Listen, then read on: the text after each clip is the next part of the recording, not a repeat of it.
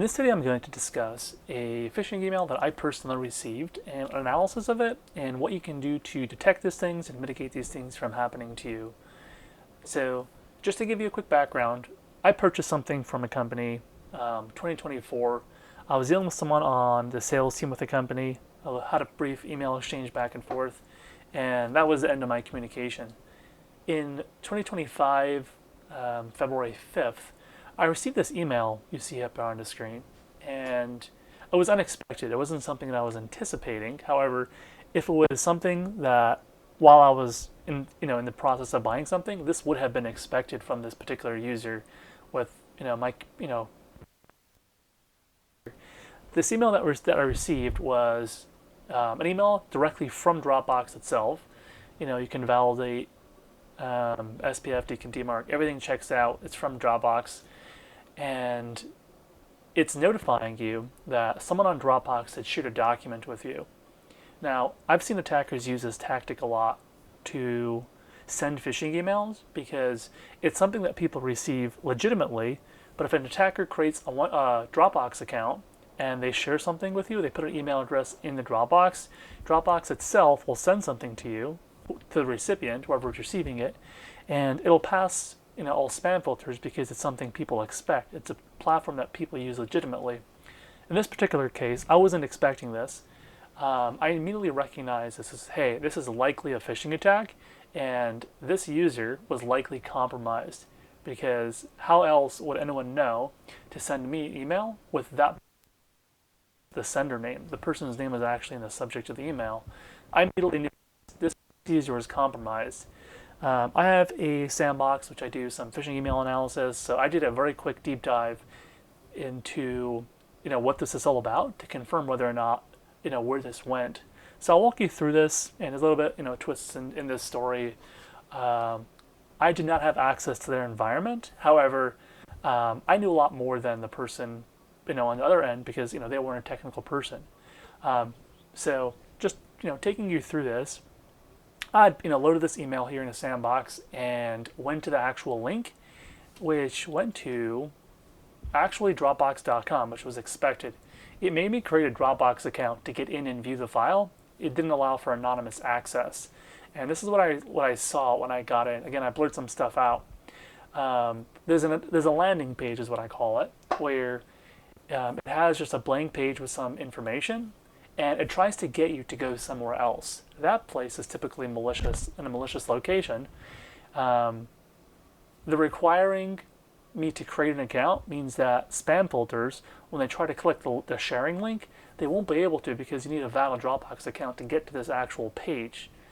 Now, I created just like a demo Dropbox account just for this particular purpose in that case, just so I can get access to it. And again, I validated it was actually on Dropbox.com. Taking a look at it, you see this click here to view the document. This is actually a link which redirected somewhere else. And I'm going to come back to this in just a minute here because you see on the top it shows CZ. I'm going to come back to that. That's an important bit of information. Going to the next link here, you see it takes us to a Cloudflare front end, and this is again specifically to evade spam filter checks and bots from being able to hit the phishing platform. It's protected by Cloudflare, and it requires you to click a box, and sometimes, depending on different scenarios, go through a couple captchas, and it just tries to validate that it's a human that's going through this. Once you go ahead and complete the captcha, it takes you through to this what's called an adversary in the middle phishing platform, where data that you're putting in here goes to Microsoft 365, so it's looking to act as a credential harvester and steal a user's session token, where it'll allow the user to sign into the Microsoft 365 account, even if they have multi-factor authentication, unless they have a phish-resistant method like a passkey or something like that. But traditional, like a push notification, SMS, it'll allow the user to log into the Microsoft 365 account through this docstoragebox.com, and the backend, it is indirectly proxying that data in real time to Microsoft 365, and it allows you to sign in with multi-factor authentication, and then it'll steal your session token, which the attacker can just take that token alone and log into your account. So at this point, I had confirmed that this user account was, definitively compromised. Because how else why would I receive that email from someone that, how would a person know that that person should be sending me an email? I immediately, again, having the person's previous, communication, I called the guy immediately and got through to him, and I was the first person to contact him about this, and he had no idea what I was talking about. My initial conversation was, hey, your email account is very likely compromised. You need to reach out to your security team to have them investigate your account for, malicious and unauthorized activity. So that was the end of that conversation. Now, I mentioned I'm going to get back to that previous page. I'm very into responsible disclosures. It could be tricky for someone who's compromised to do those responsible disclosures, often because of legal reasons. If you, announce that you've been compromised, there could be legal ramifications where you can be held liable. So people are often very scared and hesitant to do those kind of things. Me as an outsider, I'm not any concerned about that. If I can warn other people that also got this email, I believe it's my duty to do what it takes to prevent other people from being compromised. So I'm going to get back to that previous page where I had seen that on the top, it looked like it was shared. If you see that 98 in the top right next to the share button, it looks like the person who shared it, whether it was the compromised user's Dropbox account or the attacker's Dropbox account, it seemed to have logged who this Dropbox page was shared with. And I was curious about that to figure out, hey, can I actually see those people's contact information so that I can email them and notify them, hey, you received this phishing email. It's malicious. Don't put your password in. So I was actually able to look under the hood, look at the communication under the hood of, reloading this page, look at some of the backend data, and I was able to scrape all the email addresses that I was actually sent to, and I sent an email to all of those people. Hey, you don't know who I am. I'm not the person that was compromised. You've likely received this phishing email. FYI, here's what it looks like. Here's the phishing email. Here's what the initial landing page looks like. And here's what this page looks like. So I sent that email out probably within an hour or so. And I didn't get any bounce backs or emails from anyone, responding and confirming. I just felt that it was my due diligence to notify people, hey, this had happened. And you need to be careful and notify your security team if you think you're compromised. At that point, communication with compromised user back and forth. I wasn't speaking to their security team directly. I was conveying information to him. But this kind of attack that I mentioned, the adversary in the middle, unfortunately, is not as well known as it should be. People think if they have multi-factor authentication, they're good to go. Unfortunately, multi-factor authentication with Microsoft 365 or other platforms, it doesn't really cut it with the way attackers can sort of do these sneaky tricks.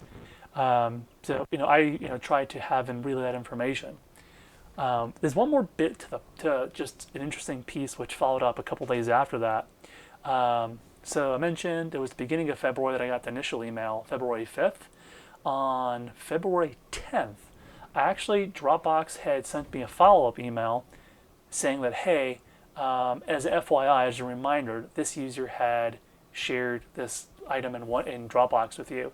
So as a built-in automated tool from Dropbox's end to just remind me that this person shared it with them, I reached out to the person who was compromised and I asked them, hey, was this your Dropbox account? And they said, no, this wasn't, we don't have Dropbox. So the kind of tricky what the attacker did was they had created a Dropbox account, so the victim doesn't even have access to be able to, take this file down. And, even a week later, however long it was, that phishing link was still active. So Dropbox was further, sending out additional phishing emails, again, getting through spam filters, and potentially, maybe having someone else fall for it.